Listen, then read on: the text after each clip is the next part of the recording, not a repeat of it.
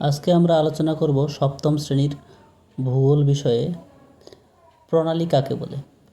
ভূগোলে প্রণালী বলতে বোঝায় একটি সংকীর্ণ জলভাগকে, যা দুটি সাগর বা মহাসাগরকে যুক্ত করে থাকে।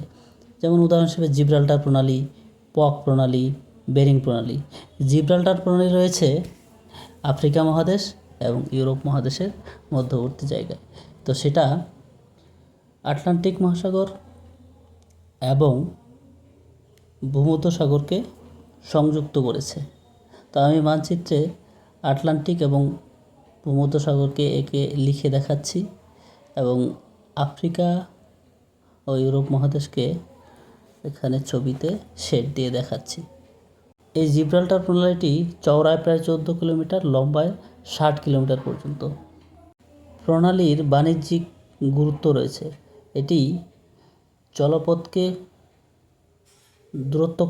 জলপথের দূরত্বকে কমিয়ে আনতে ব্যবহার করা হয়।